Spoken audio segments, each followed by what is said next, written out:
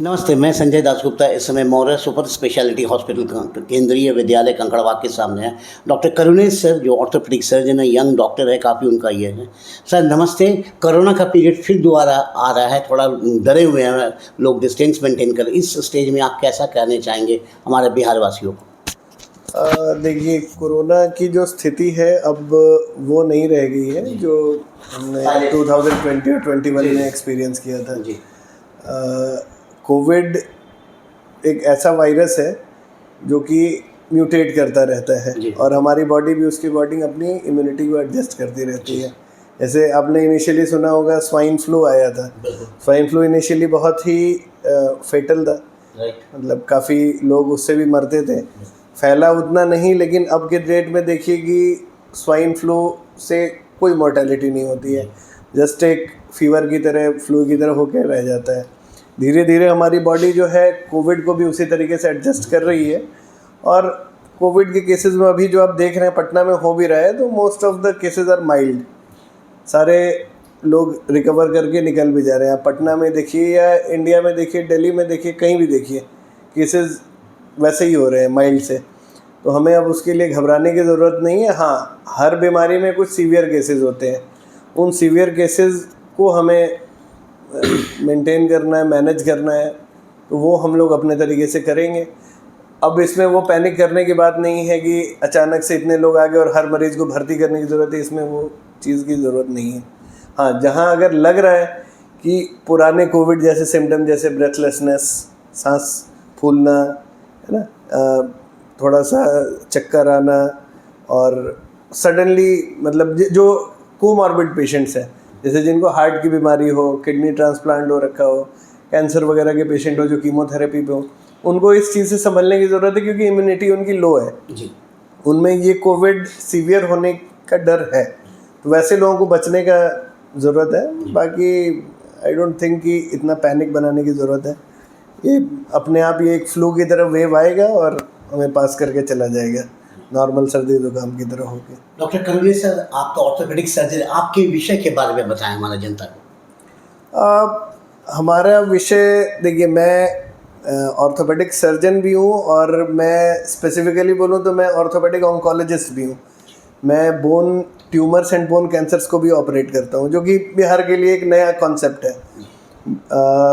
यहाँ बहुत सारे केसेस होते थे जो पहले इग्नोर हो जाया करते थे या रेफ़र हो जाया करते थे। मैंने बिहार में first time 3D printed mega prosthesis का सर्जरी किया, एक ऑस्टियोसार्कोमा, जो कि बोन का बहुत ख़तरनाक कैंसर है जो बहुत जल्दी फैलता है, वैसे एक 16 साल के बच्चे में किया, जिसमें कि आमतौर पे पैर काटने की हिदायत दी जाती है और कीमो चलता है, उसके बाद भी ठीक होने की संभावना कम होती है। तो अब ऐसे पेशेंट्स को मतलब एम्पुटेशन यानी पैर हटवाना या हाथ हटवाना, इन सब सर्जरीज़ की ज़रूरत नहीं है। हम लोग उसको बचाने वाली सर्जरी की तरफ जा सकते हैं। ये इसलिए हुआ कि हमारे पास जो कीमोथेरेपी है उसकी भी एडवांसमेंट बहुत अच्छी हुई है, इम्यूनोथेरेपी है उसकी भी एडवांसमेंट बहुत अच्छी हुई है, और जो इम्प्लांट्स हैं, जो हमारे जो अंदरूनी प्रोस्थेसिस जो लगते हैं, वो बहुत टेक्निकली इम्प्रूव हुए हैं। प्लस 3D प्रिंटिंग की टेक्निक आई है, तो छोटे बच्चों के लिए जो कस्टमाइज्ड इम्प्लांट है, जैसे कि छोटा बच्चा है उसमें जो इम्प्लांट लगाना है जो कि बढ़ सके, वैसे भी इम्प्लांट्स हम लोग लगा सकते हैं कि बच्चे की उम्र के साथ उसका भी आकार बढ़ेगा। तो ये सब हमने चालू किया है। और मैं बोन ट्यूमर्स के अलावा मैं लिगामेंट्स ऑपरेट करता हूँ, जॉइंट रिप्लेसमेंट करता हूँ, और सिंपल फ्रैक्चर्स तो हमारे लिए है ही जो हम मैनेज करते हैं, बट स्पेसिफिक तौर पे मैं बोन ट्यूमर्स को बहुत प्रॉपरली मैनेज करता हूँ क्योंकि मैंने पीजीआई में अपनी ट्रेनिंग ली थी बोन ट्यूमर्स एंड लिगामेंट्स के ही रिगार्डिंग।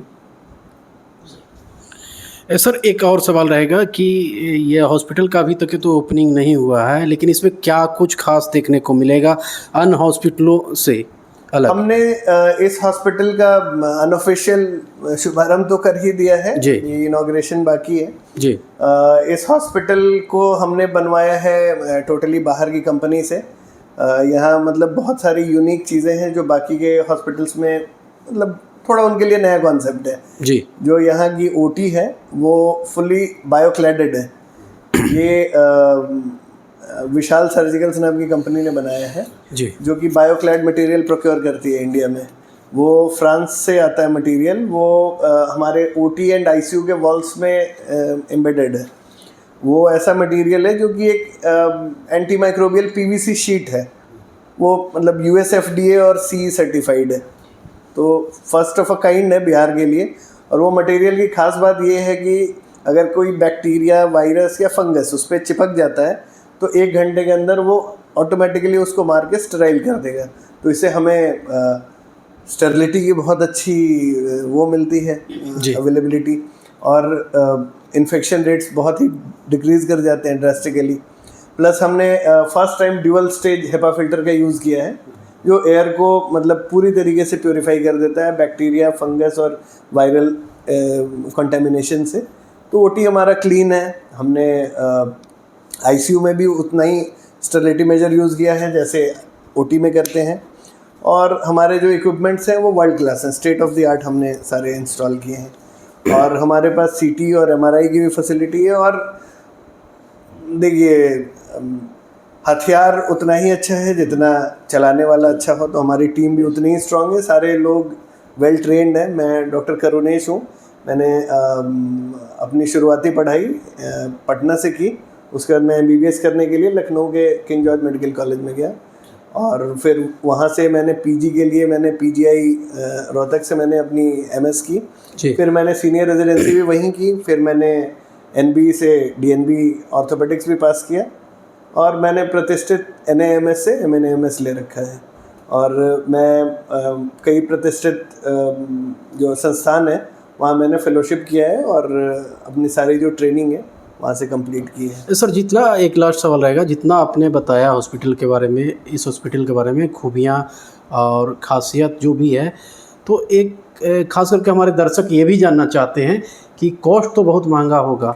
देखिए, कॉस्ट ही वाली बात है कि हमने कॉस्ट ही तो सस्ता कर दिया है जी। इतना कुछ तो कॉर्पोरेट्स भी प्रोवाइड करते ही हैं। ऐसा मैं ये नहीं कह रहा हूँ कि कॉर्पोरेट हॉस्पिटल में ये फैसिलिटी नहीं मिलेंगी, ये मिलेंगी, लेकिन उसी चीज़ के लिए आपको 4 गुना 5 गुना ज़्यादा चार्ज किया जाएगा जी। अब सपोज़ कि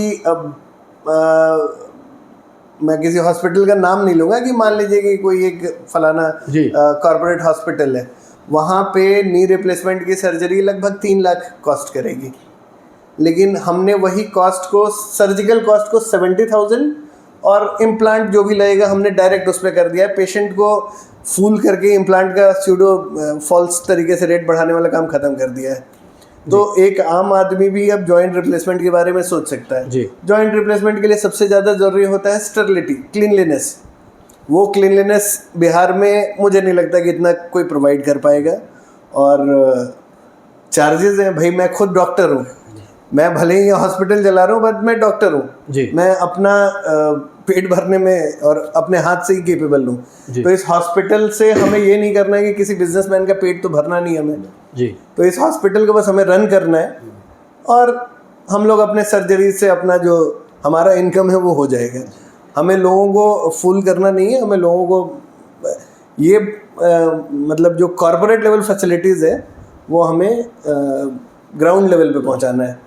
तो क्या लगता है इसमें गरीब और अमीर बिल्कुल सबका इलाज संभव है? आयुष्मान, हमारा हॉस्पिटल आयुष्मान से इनरोल होने वाला है जल्दी जी। आयुष्मान से इनरोल होना मतलब कि हर तबका इसमें आएगा जी, गरीब हो अमीर हो, बिल्कुल। और जहाँ तक कॉस्ट की बात है जी, देखिए कॉस्ट जो सामान मरीज में बाहर की कंपनी से, बाहर के देशों से मंगाते हैं, उसमें तो कॉस्ट कटिंग करना हमारे हाथ में संभव नहीं है जी। लेकिन जो सर्विसेज हम प्रोवाइड कर रहे हैं, हम अपनी फीस और हम अपने सर्विसेज वो तो कम कर सकते हैं जी।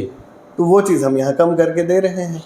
बस यही हमारा मोटो है कि अफोर्डेबल हेल्थ फॉर ऑल। और सबको भाई, अगर हम किसी और को पैसा कमवा नहीं रहे हैं जी, हम किसी बिजनेसमैन को ऊपर पैसा नहीं ट्रांसफ़र कर रहे हैं, तो वो पैसा तो हम मरीज में छोड़ सकते हैं। वही चीज़ है, इसलिए यहाँ पे जो कॉर्पोरेट लेवल फैसिलिटीज़ हम एक नर्सिंग होम के चार्जेस में दे सकेंगे लोगों को। तो सर, अभी खास करके पटना में टेम्परेचर काफ़ी हाई है, ऐसे बिहार में पूरा हाई है, क्या सलाह देना चाहेंगे एक डॉक्टर होने के नाते लोगों को? कैसे बचे इस टेम्परेचर से खास करके? देखिए, एक पर्टिकुलर टाइम होता है जब सन हमारे एकदम ओवरहेड होता है, वो जी। ऐसा टाइम है जब सबसे ज़्यादा हीट स्ट्रोक होते हैं, मतलब जो जिसको कहते हैं लू लग गया है ना, वो डिहाइड्रेशन की वजह से होता है। अब देखिए, इसमें हम लोग का बिहार बहुत आगे है। अमझोरा जो चलता है यहाँ पे, जी। अमझोरा बेसिकली क्या है, वो इलेक्ट्रोलाइट है ना। और जो हीट स्ट्रोक होता है वो होता है डिहाइड्रेशन हो गया, आपको बॉडी में इलेक्ट्रोलाइट इम्बैलेंस हुआ और सडनली आदमी फेंट किया और हार्ट उसका काम करना बंद कर दिया और आदमी मर जाता है। लेकिन हम लोग एक तो डायरेक्ट सनलाइट अवॉइड करें गर्मियों में, और दूसरा चीज़ है हम अपने बॉडी में इलेक्ट्रोलाइट लेके चलें। आमझोरा एक बॉटल ले लीजिए, उसको पीते रहिए। जो लोग हाइपरटेंसिव हैं वो आमझोरा की जगह जो नॉर्मल सा इलेक्ट्रल पाउडर होता है वो घोल के निकलें। और मुझे नहीं लगता है कि अगर हम डायरेक्ट सनलाइट में निकलने की किसी को ज़रूरत है नहीं जी। हाँ, जो हमारे जो भाई बहन जो सब्जी वगैरह की मंडी में बैठते हैं वो लोग भी शेड तो लगाते ही हैं। और ऐसा नहीं है कि सबका एक रेस्टिंग टाइम होना चाहिए, और वो जो टाइम है जहाँ जान का रिस्क है उस जी। टाइम पे अगर दुकानें भी बंद रखें 1 से 2 घंटे, जो 12 से 2 बजे का टाइम है, तो काफ़ी हद तक लोग हेल्दी रह पाएंगे और हम लोग हीट स्ट्रोक को अवॉइड कर सकेंगे। एक और लास्ट सवाल रहेगा सर चलते चलते, कि ये बताइए कि आपके अभी तक के जितना प्रैक्टिस हुआ अभी तक के जर्नी में, उसमें सबसे चैलेंजेबल केस अभी तक के कौन से देखने को मिले हैं जो कि आपको सोचने पे भी मजबूर कर दिया है? देखिए, सबसे चैलेंजिंग केसेस मैं मानता हूँ कि ऑर्थोपेडिक्स में bone tumours and bone cancers ही है। जी रीज़न बीइंग कि उसकी ट्रेनिंग नहीं है, इस स्टेट में नहीं है जी। बोन ट्यूमर्स की ट्रेनिंग। और इनफैक्ट मैं बोलूँ तो इंडिया में भी बहुत कम ही लोग हैं जो इस चीज़ को जानते हैं और इस चीज़ को सिखाते हैं। तो और क्योंकि कैंसर ऐसी चीज़ है जो कि अभी उसका ट्रीटमेंट डेवलप कर रहा है, ऐसा नहीं है कोई कह सकता है कि हम कैंसर की मास्टरी कर लिए हैं। कैंसर आपको बुरे दिन दिखा सकता है, इसीलिए ये चीज़ है कि ये सबसे चैलेंजिंग होता है। जब मैंने स्टार्ट किया था यहाँ पे, जब मैंने अपना पहला बोन कैंसर का ऑपरेशन किया था, आज जी। से 4 साल पहले पटना में मैंने पहला बोन कैंसर का सर्जरी किया था। वो एक पेशेंट आई थी मेरे पास एम्स न्यू दिल्ली से। वो लोग, उन लोगों के पास दिल्ली जाने का पैसा नहीं था, प्लस उनके पास प्रोस्थेसिस जो आता है वो भी बहुत महंगा होता है, उसके भी पैसे नहीं थे। और मेरे जो गुरुजी हैं डॉक्टर दिला सिंह कुंडू, मैंने उससे एक ऐसा टेक्निक सीखा था जिससे कि कम पैसे में हम वो ऑपरेशन कर सकते थे। तो वो पेशेंट आई मेरे पास, मुझे एक बहुत ही रिनाउंड ऑन्कोलॉजिस्ट जो मेडिकल ऑन्कोलॉजिस्ट है उन्होंने रेफ़र किया था वो पेशेंट। उसके प्रॉक्सिमल ह्यूमरस मतलब कंधे के बोन में सार्कोमा हुआ था, और वो कंधा इतना बड़ा हो चुका था, और एम्स वो लोग जाना नहीं चाहते थे क्योंकि उनके पास पैसे ही नहीं थे। आयुष्मान कार्ड उस टाइम जस्ट उनका नया नया बना था, उन्होंने सारा ट्रीटमेंट उनका उसी पे कराना था। उस टाइम कंधे का मेगा प्रोस्थेसिस लगभग 2.5 लाख रुपए कॉस्ट करता था, जो कि कवर नहीं हो पा रहा था। तो मुझे किसी तरीके से उसमें एडजस्ट करना पड़ा, इसीलिए वो एडजस्टमेंट जो पार्ट था वो मेरे लिए चैलेंजिंग था। फिर उस पेशेंट का कीमोथेरेपी लगा। कीमोथेरेपी चलने के बाद जो ट्यूमर है उसका आकार थोड़ा छोटा हुआ। फिर मैंने सोचा कि इसको अब किया जा सकता है, और जो बेसिकली बोलिए तो जुगाड़ू प्रोस्थेसिस। फिर मैंने उस पेशेंट को समझाया कि भाई रिस्क तो है लेकिन इसके अलावा कोई रास्ता भी नहीं है। पेशेंट तैयार हो गए। फिर मैंने वो पेशेंट इस्लामपुर की है रहने वाली, अभी भी आती है हाँ, वहाँ से वो लोग अभी भी आते हैं दिखाने के लिए। शी इज़ स्टिल अलाइव, उनको दोबारा ट्यूमर नहीं हुआ एंड हेल्दी, अपने सारे काम कर रही हैं वो। तो वो उनका मैंने कंधा खोला, ट्यूमर को पूरा निकाला। अभी एक टेक्निक आई हुई है फ्रोजन सेक्शन बायोप्सी कि ऑपरेशन के दौरान ही हम बायोप्सी पे पता कर लेते हैं क्या मैंने सारा कैंसर निकाल दिया है कि नहीं। वो मैंने किया, जब कंफर्म हो गया कि मैंने पूरा कैंसर निकाल दिया है, फिर मैंने उसका कंधा बनाने का प्लान किया। उसके लिए मैंने एक रॉड मंगवाया था जिसकी कीमत थी 500 रुपये, और 80 ग्राम बोन सीमेंट लंबाई के लिए उसका हड्डी बनाने के लिए यूज़ किया। उसी रॉड पे मैंने 80 ग्राम बोन सीमेंट जिसकी कीमत थी 5000 रुपये वो लगाया। फिर 3000 रुपये का और 20 ग्राम बोन सीमेंट का मैंने उसका गोला बनाया कंधे का, और लगभग 2000 रुपये के कुछ धागे आए उससे मैंने उसके कंधे का पूरा सारे जो मांसपेशियां हटाई थी उनको दोबारा रिपेयर करके उससे जोड़ दिया और एक प्रोलीन मैश लगाया जिसकी कीमत 1700 रुपये थी। तो टोटल मतलब उस खर्च उस पेशेंट में आया लगभग 10-11 हज़ार में सब कुछ हो गया और आयुष्मान से ही हो गया। उस पेशेंट को तो कुछ भी नहीं लगा, 10-11 हज़ार रुपये तो हमें खर्च लगे। तो वो चैलेंजिंग केस था मेरे लिए जी। लेकिन ये था कि उसका रिजल्ट इतना अच्छा आया कि वो पेशेंट मेरे लिए ऐसी पेशेंट बन गई कि उसने कम से कम उस जगह से 20 मरीज मेरे पास भेजे हैं। कैंसर के ना सही लेकिन नॉर्मल हड्डी के मरीज तो भेजती ही रहती है। तो वैसे मरीज भी बन जाते हैं और वो चैलेंजिंग केस भी था। लेकिन ये है कि मैं ऐसा नहीं था कि मैं पहली बार उसको कर रहा था। मेरे गाइड जो डॉक्टर जिले सिंह कुंडू हैं पीजीआई में, उन्होंने इसके पहले 15 सर्जरीज वो की थी और ये जो पहला ऑपरेशन है ऐसे वाला वो पब्लिश भी उन्हीं के नाम से है और मैंने उन्हीं के अंडर मतलब 6 साल काम किया है और मतलब मैं प्राउड फील करता हूँ कि ऐसे इंस्टीट्यूट से मैं जुड़ा हूँ जहाँ की ऐसे भी काम होते हैं और कई बार ऐसे चैलेंजिंग केस आते हैं जिनके पास कुछ भी नहीं है और उनमें आप करेंगे क्या जी। उनको तो मरने के लिए तो छोड़ नहीं सकते हैं, तो करना पड़ता है। था वो चैलेंजिंग मेरे लिए और वैसे ही मतलब ट्यूमर से सबसे चैलेंजिंग है। अभी तो कुछ दिन पहले ही मैंने किया जिसमें एक पेशेंट का पैर ही 40 किलो का हो गया था और हाँ एक पैर ऑस्टियोसार्कोमा से और हेमोग्लोबिन 5 था, इम्प्रूव ही नहीं कर रहा था। मतलब उसका ये था कि भाई ब्लड उसको 8 यूनिट चढ़ा, 3 हेमोग्लोबिन पे आया था हमारे पास, 8 यूनिट ब्लड चढ़ा, फिर भी 5 ही हो पाया क्योंकि सारा ब्लड जो है वो ट्यूमर पी जा रहा था। फिर यही बात हुई कि भाई बहुत हाई रिस्क केस है, पेशेंट का जान का 70-80% चांस है चला जाना ड्यूरिंग सर्जरी और पैर ही हटाना था, ऐसा नहीं था। लेकिन वो पैर भी हटाने में पूरी चांस थी कि वो बचता नहीं। मुझे 4 घंटे लगे उस ट्यूमर में लेकिन मैंने 20 ml बस खून निकाला उस पेशेंट का, बस 20 ml ही निकला और पेशेंट आज अलाइव है, अपना कीमो ले रहा है और मतलब ठीक है। हाँ पैर नहीं है, उसके लिए प्रोसेसेस आते हैं। हाँ वो मैंने जैसे चंडीगढ़ से एक कंपनी से है, वहाँ से माइक्रो प्रोसेसर नी वगैरह प्रोवाइड उसको करवाया। तो बट ठीक है, ऐसे आते हैं चैलेंजिंग केसेस, करना पड़ता है।